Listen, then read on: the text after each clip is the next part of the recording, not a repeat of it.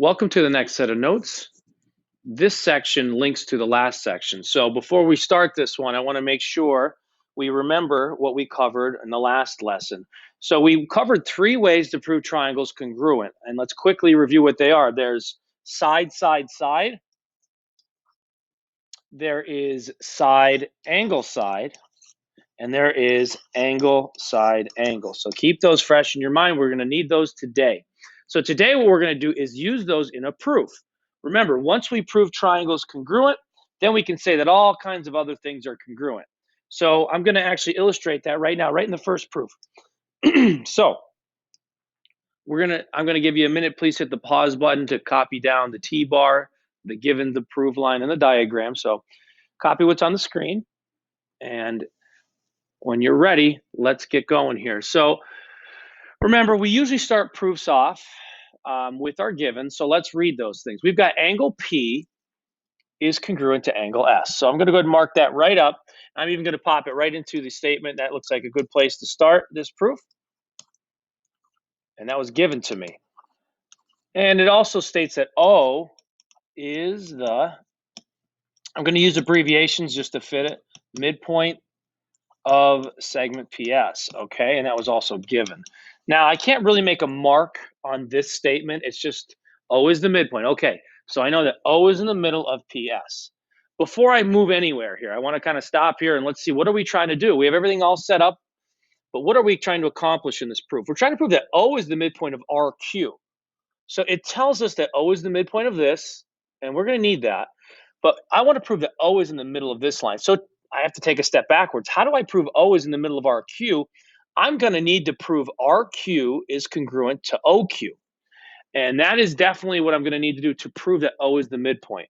So to prove these two segments congruent, I'm going to have to start by, let's go back again, proving the triangles congruent. Okay, how do I prove triangles congruent? Well, that's just what I talked about, SSS, SAS, ASA. Let's look for some clues or some parts of these triangles that we know are the same size.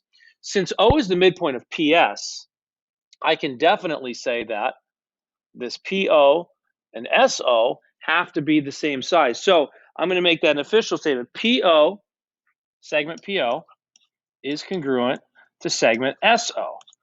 Okay, we have to say, why is that true? How do I know that for sure? Well, that's easy. It's a definition of a midpoint. I mean, a midpoint says it cuts a segment into 2 congruent segments, and that's exactly what we have.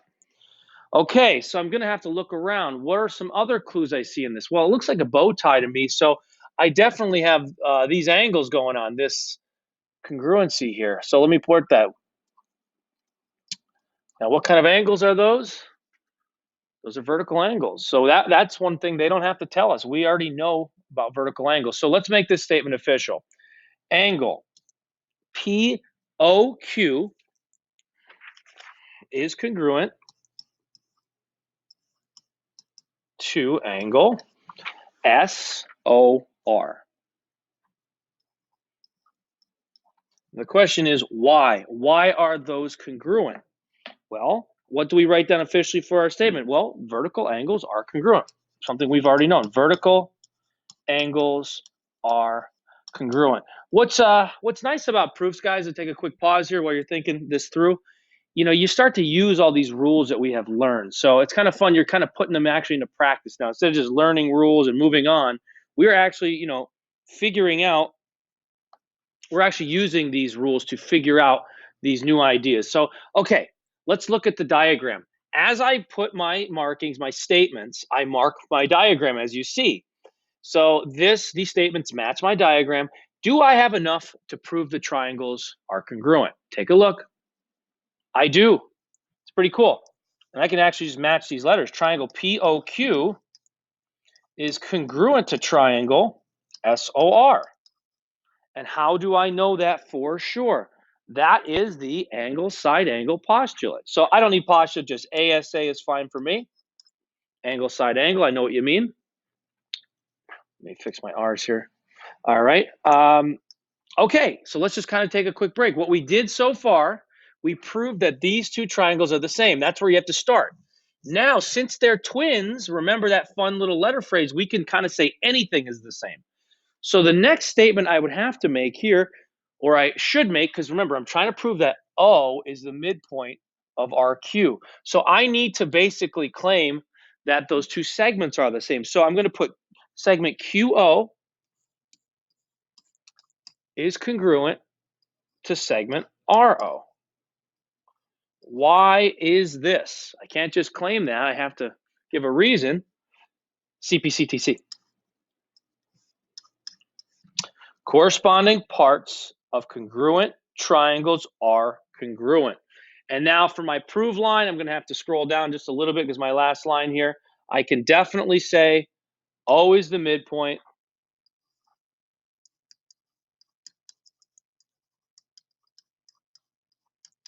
of RQ. Segment RQ. And my reason would be, once again, definition of midpoint, just like it was before. Take a second and go through it, but I want to explain this to you. I got to say, these proofs are actually some of the easiest of the year because you kind of know what you're trying to do. As I scroll back up, try to pay attention to the breakdown here. You start, if you're trying to prove that O is a midpoint, you have to realize, I'm going to use a different color here just so you can see it. We need to prove these two segments congruent. We can't prove those are congruent until we prove the triangles are congruent. The way we prove triangles congruent is like right here, those three ways we talked about last lesson. So what you're always kind of starting with, you're going to try to be doing this kind of stuff. You're looking for parts that you know are the same size and seeing if you get that angle, side, angle, angle, side, angle. And I did get it. So once I prove they're the same, then everything's the same with your CPCTC. It's going to be a very common theme in these proofs. All right. So I'm going to show you some techniques today when you're dealing with these triangles. This first one's pretty easy, and I did lightly touch on it, but I want to get officially in the notes. Go ahead and copy this down, please, and we're gonna talk about what some of the markings you should put on these diagrams. So when we see a figure like this, we have to understand that this AC belongs to two different triangles, so we call it a common side. So we're going to look for that. So I want to make a little statement here. Segment AC is a common side. And then I do this. If you're wondering what this means therefore. The triple triangle dot means therefore. So if this is a common side, that means that segment AC is congruent to segment AC. Why though? I always like to know why everything. So I'm going to put reflexive property. You also could put identity, and that is fine. And then if I knew, let me kind of go and give you this as well. So if I started off the figure, go ahead and add those marks in real quick.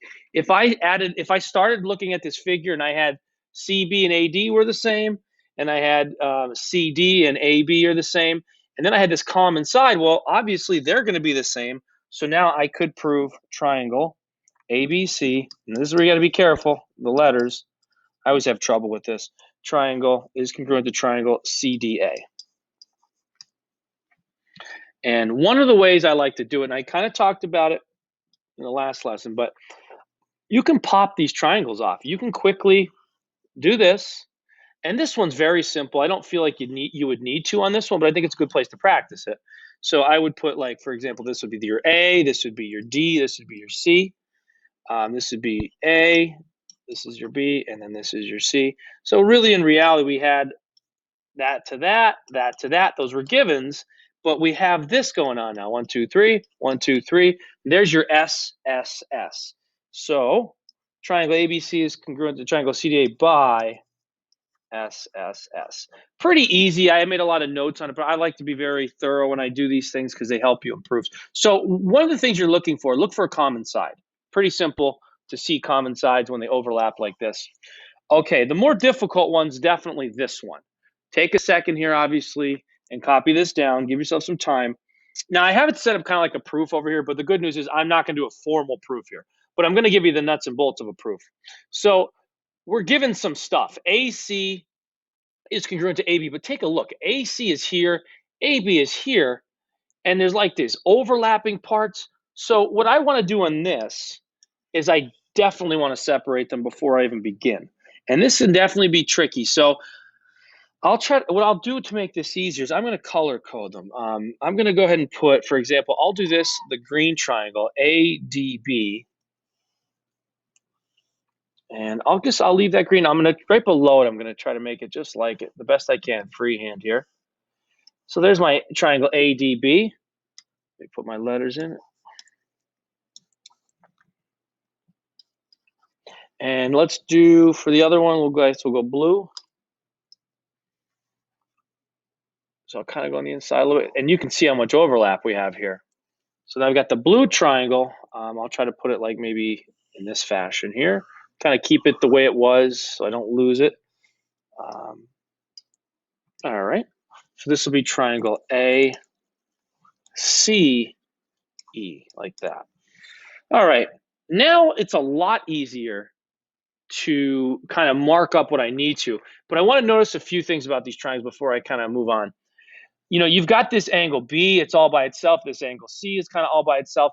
You've got this angle AEC here in the blue one, ADB over here, but they're like laying on top of each other.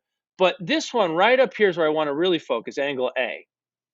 Angle A is the important one because isn't it going to be congruent in both triangles? Sure, because it's a direct overlap. So let me go ahead and at least start with that. I'm going to squeeze that down here. Maybe I'll do it up here. Angle A is congruent to angle A. Well, that makes sense. Bireflexive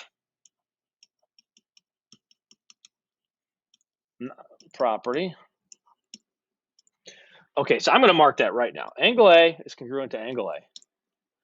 Now I can actually go through and mark my givens. AC is congruent to AB. AC, AB. And look at how much easier this is than trying to mark this thing up. Once you have that overlap, it gets very, it gets a little difficult to see what you're trying to look for. Let's see what else they gave us. AB and AE.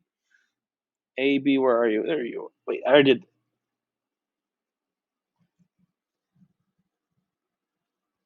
Oh, that's a misprint. I apologize. This should be an AD. So that makes more sense. Okay, I was a little lost there. I'll have to fix that. Please make sure that you have AD here. Apologies for that. I'm too far into this problem to start over though. Okay, now let's just kind of recap what just happened. I marked my givens after I separated them because it's a lot easier to mark them once these are separated. And then I also marked my visual givens, and I'm making that up myself. That's a term I'm making up. I call that a visual given. It's an overlapping angle. So when I do all that, do I have enough to prove these congruent? I do. So now I can actually officially say triangle, and I have to squeeze it somewhere, triangle ABD is congruent to triangle ACE. I'm just going to make sure I did this ABD, so over the one, ACE, yep. And I always make sure that I did it the right way. And how? What's the way that these are congruent? What's the method I used? Side, angle, side. I had the two givens, they told me those, and then I had my visual given, and I looked at it. I've got side, angle, side, the angle's included, side, angle, side, the angle's included. I'm good to go. All right, so I just wanted to cover overlapping sides, which is on this, overlapping angles. One technique is to separate the triangles. It makes it a little easier to manage. All right, one more proof here. I want you guys to try to, see what you can do with this right now before I do it. And I mean that. Take some scrap, go to the side, mess up, erase. That's what math is all about. Trust me, you will not get any better at these by watching me. It doesn't work. You can't learn math this way. So I'm actually asking you to hit the pause button. Give yourself will only take you probably 2 minutes to try. Try this proof on your own. Remember, you're looking for parts that are congruent. All right. And once you get those parts congruent, then you can use your 3 ways to prove triangles congruent, and then you jump to that CPCTC thing. Okay, hopefully you had time to do that, and if you didn't, hit the pause and still try it. I really do want you to try this one. Okay, here we go. Let's mark up our givens. WO segment WO is congruent to segment ZO.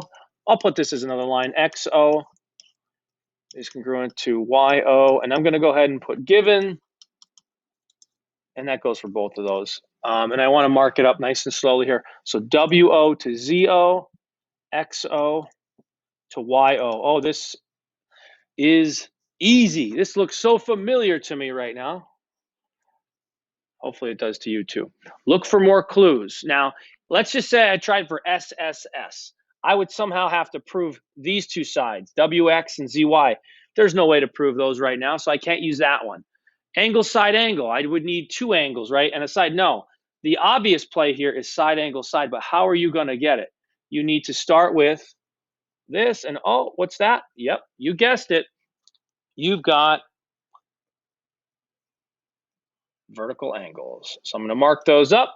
And nobody needs to tell you about vertical angles here because they're once again one of those things that should be pretty obvious. So here we go. Angle WOX is congruent to angle ZOY. Now, what is my reason? Vertical angles are congruent. Easy peasy. Do I have enough to prove triangles congruent now? Do I have enough? I do. So nice and slowly, triangle. WOX is congruent to triangle. Make sure that you match up all the angles properly. ZOY. And what's my reason? Side, angle, side. Now that I've proven that these two things are exact matches, I can say that anything, I'll switch the color because now it's kind of like moving on to the next phase. I could easily say that this W and this Z are the same size. So angle W, I didn't need to change colors there, but is congruent to angle Z. Why is that? Because corresponding parts of congruent triangles are congruent, CPCDC. So that is the playbook for this lesson, folks. It's honestly very repetitive. You are really looking for this first, and then you simply usually jump to this, and you'll see the pattern. But yeah, you do it in a proof format. It's not so bad. You just got to practice it a little bit. That's it for today. Good luck.